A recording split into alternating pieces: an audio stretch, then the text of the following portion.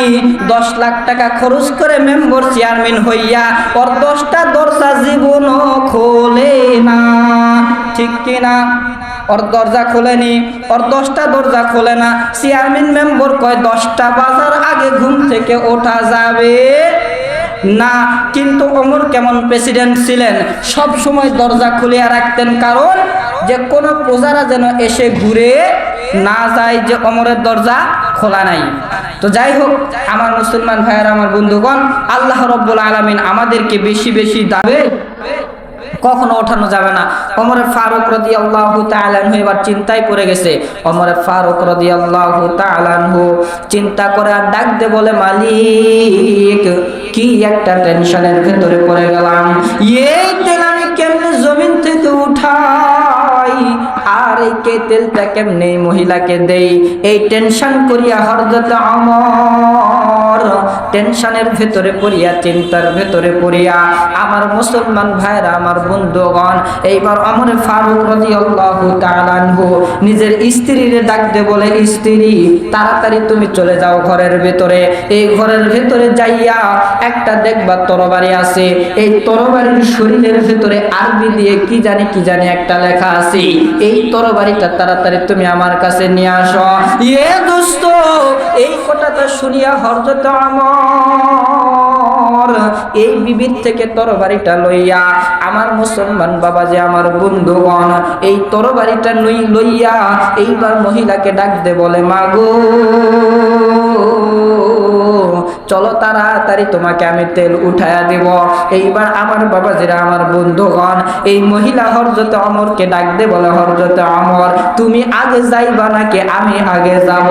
কি প্রশ্ন করেছে বাবা, তুমি আগে যাবা নাকি আমি আগে যাব?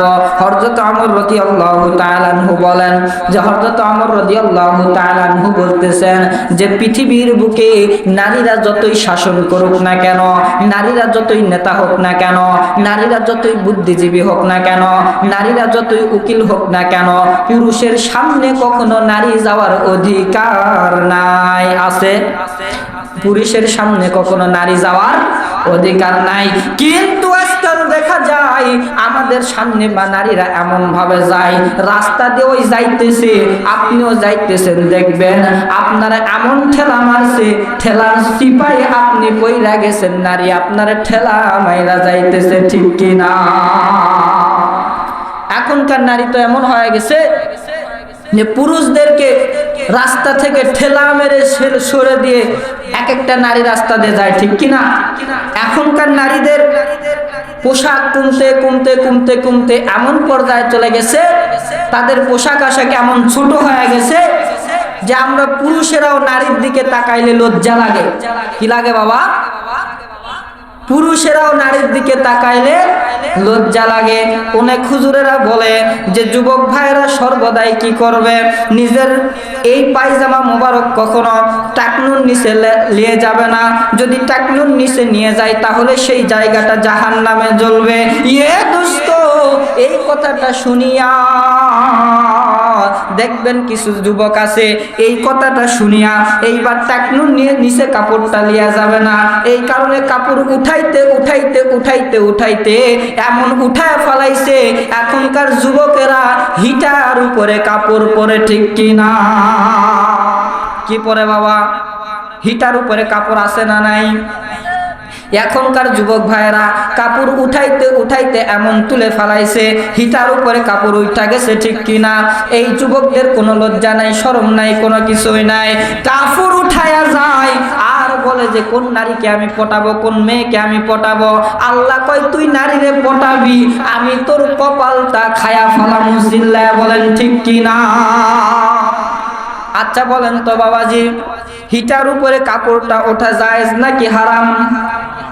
যেই যুবক ভাইরা হিটার উপরে কাপড় উঠায়, বিশ্ব নবী মুহাম্মদুর রাসূলুল্লাহ সাল্লাল্লাহু আলাইহি ওয়াসাল্লাম হাদিস শরীফের ভিতরে বলেন, যে আল্লাহর বান্দা, যে আল্লাহর বান্দিরা হিটার উপরে কাপড় উঠায়, সতরটা ঢাকিয়া রাখে না, বিশ্ব নবী মুহাম্মদুর রাসূলুল্লাহ সাল্লাল্লাহু আলাইহি ওয়াসাল্লাম হাদিস শরীফের ভিতরে বলেন, ওই ব্যক্তির দিকে যতগুলা মানুষ তাকাবে প্রত্যেকটা মানুষের কবিরা গুনাহ হবে, আর প্রত্যেকটা মানুষের কবিরা গুনার ভাগ আমার আল্লাহ ওই যুবকের মানুষের আমল নামায় দেয়া দিবে। একটু চিৎকার মেরে বলেন নাউজুবিল্লাহ। আছে না ভাই, এরকম আছে না? কাপড় উঠাইতে উঠাইতে আগে 3 কোয়ার্টার, আগে কি আসিল 3 কোয়ার্টার, এরপরে এখন এমন কোয়ার্টার হয়ে গেছে যে একেবারে হিটার উপরে কাপড় উঠায়। এরা আবার রাস্তাতে রাস্তাতে যায়, বাজারে ঘুরে, অমুক জায়গায় ঘুরে, তমুক জায়গায় ঘুরে, শরম লজ্জা কিচ্ছু নাই। এইবার হযরতে ওমর ফারুক রাদিয়াল্লাহু তাআলা আনহু এইবার এই মহিলাকে ডাক দিয়ে বলতেছে, মা গো, তুমি আগে যাইবা নাকি আমি আগে যাব? তো এই কথা শুনিয়া হযরত ওমর রাদিয়াল্লাহু তাআলা আনহু বলতেছে, মা, আমি তোমার উপরে খুশি হয়ে গেলাম।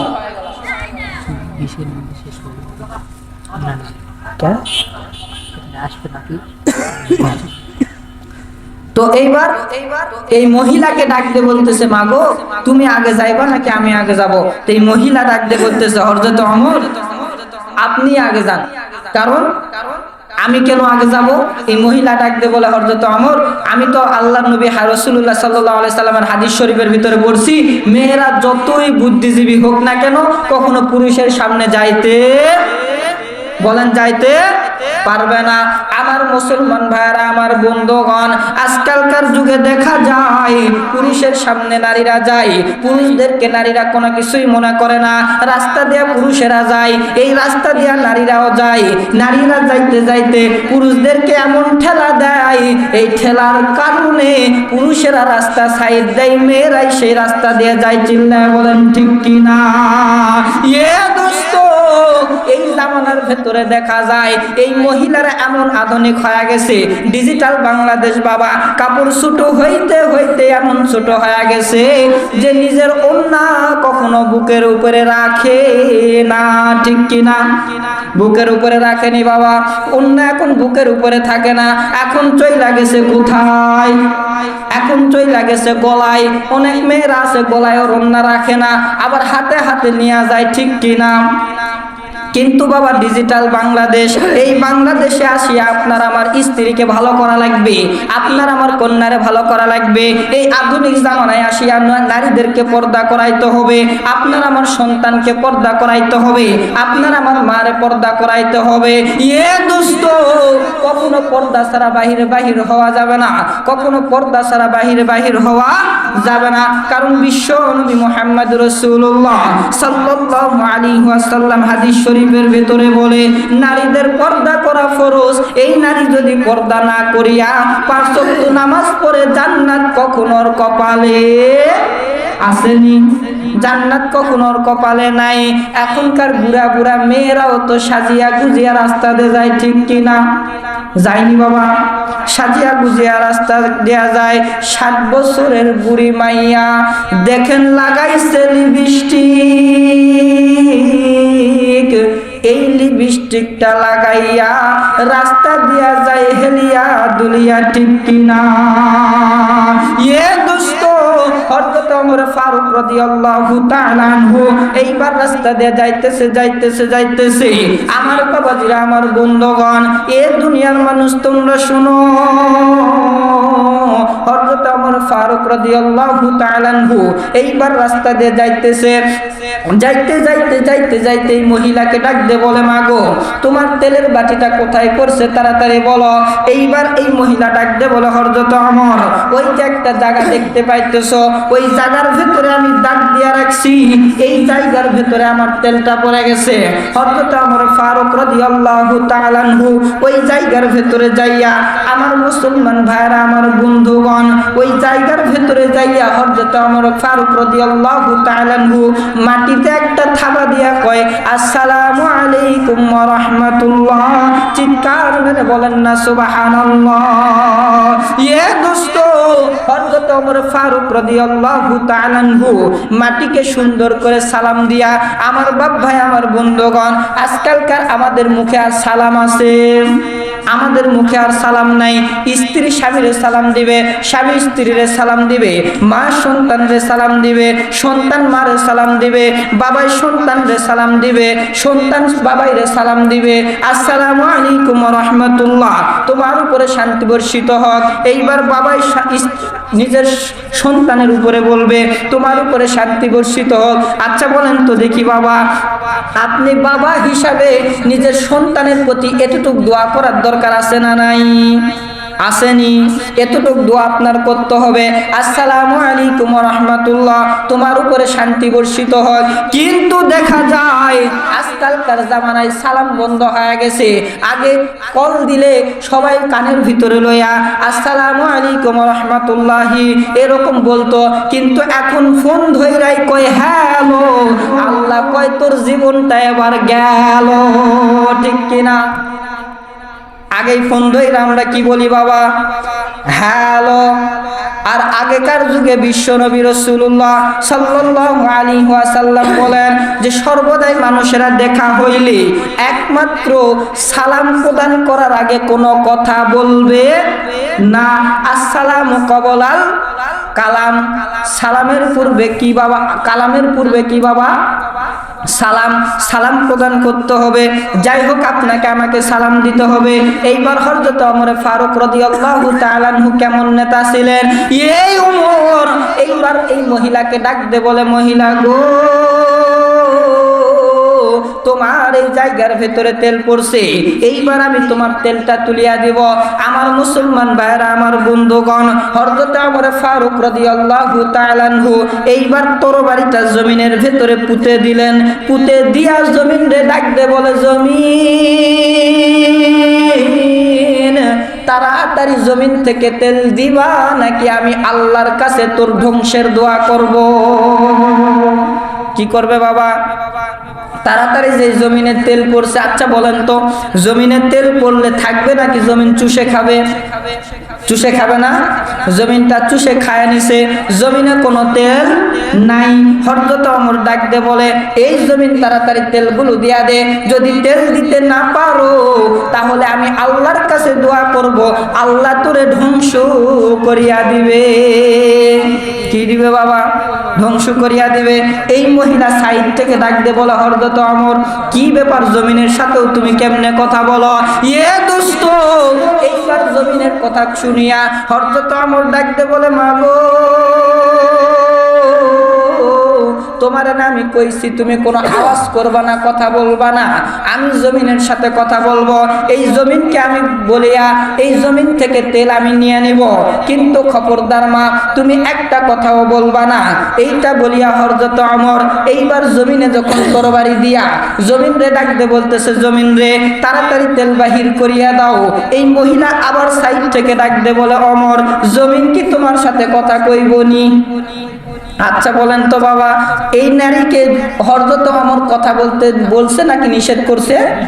নিষেধ করছে। কিন্তু ওই তো জানেননি আপনারা, মেয়ে জাত কথা পটর পটর ছাড়া কখনো চুপচাপ থাকতে পারে না। এইবার ওমর ডাক দে, বলে মাগো, আর একবার যদি কথা বলো তোমার তেল আমি কখনোই দিব না, খবরদার একটা কথাও বলবা না। এ দোস্ত, এইবার হযরত ওমর ফারুক রাদিয়াল্লাহু তাআলা আনহুর কথা শুনিয়া এই মহিলা এবার বলতেছে ঠিক আছে, আর কথা কইতাম না। এইবার আপনার আমার সাহাবী হযরত ওমর ফারুক রাদিয়াল্লাহু তাআলা আনহু, আমার মুসলমান ভাইরা, আমার বন্ধুগণ, এই জমিন রে ডাক দে, বলতেছে জমিন তেল দিবা কিনা তাড়াতাড়ি বলো। এইবার জমিন ডাক দে, বলে ওমর আমি তেল দিতাছি, তুমি কখনো আল্লাহর কাছে গজবের দোয়া করবা না। চিৎকার মেরে বলেন সুবহানাল্লাহ।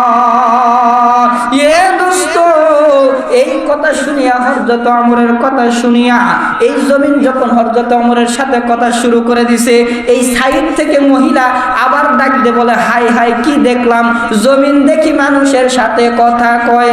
আচ্ছা বলেন তো ওমর কথা বলতে বলছে নাকি নিষেধ করছে? বলেন বাবা, কথা বলতে বলছে নাকি নিষেধ করছে? নিষেধ করছে। মেয়েদের একটা স্বভাব আছে, পেটে কখনো কথা থাকে না, যতই বলেন বাবা তোরে আমি এই কথাটা কইলাম কাহারে কইস না, এই মহিলা দেখবেন নিজের মার কাছে যাইয়া বলবে। প্রত্যেকটা মহিলা মায়ের সাথে বন্ধুত্ব বান্ধবী আছে না নাই? আসেনি? প্রত্যেকটা মেয়ে দেখবেন মায়ের সাথে বান্ধবী। আপনি একটা কথা বলিয়া চুপ করে থাকতে বলবেন, ওই শুনবে না, মার সাথে যায় দেখবেন আলোচনা করবে। এটা হলো মহিলার জাত, কখনোই পেটে কথা থাকে না। হযরত ওমর বলে, তোমারে না কইছি চুপচাপ থাকবা, তুমি কেন কথা কইতাছ? আর একবার যদি কথা বলো তেল কখনো দিতাম না। এই মহিলা মুখে হাত দিয়া কয়, ওমর ভুল হইছে। কি বলে বাবা? ওমর ভুল হইছে, আর কইতাম না। আমার মুসলমান ভাইরা, আমার বন্ধুগণ, সময় কম, ঘটনা তাড়াতাড়ি শেষ করে দিব। এই ওমরের কথা শুনিয়া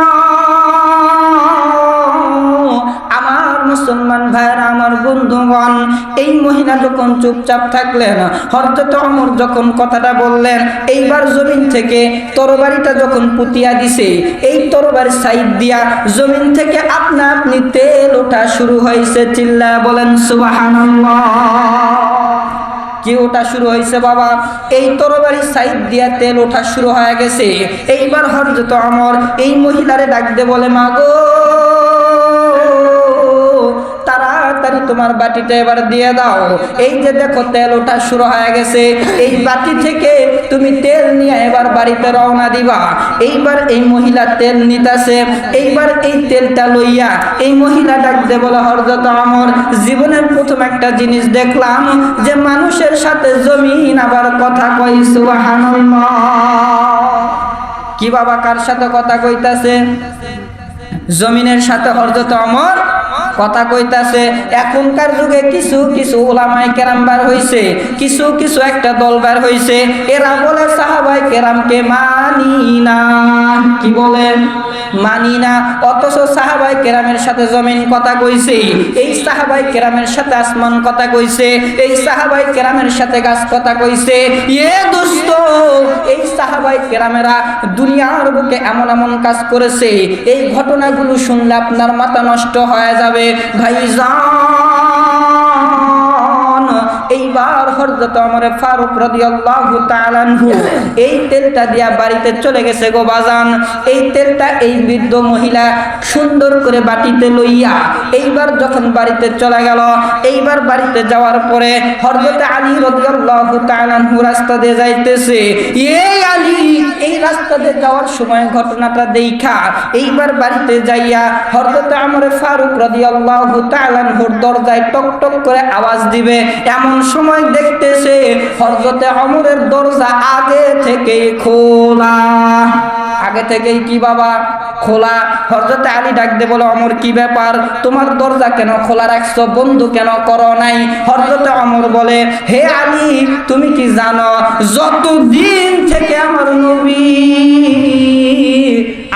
আমারে খলিফার দায়িত্ব দিছে, ততদিন থেকে আমি দরজাটা খুলিয়া রাখছি। কারণ আমি চাই না আমার কোনো উম্মতেরা, আমার কোনো প্রজারা আইসা দেখুক দরজা লাগানো, তাহলে বলবে প্রেসিডেন্ট হইয়া ভাব বাইরা গেছে, দরজা লাগায়া দিছে। কিন্তু এখন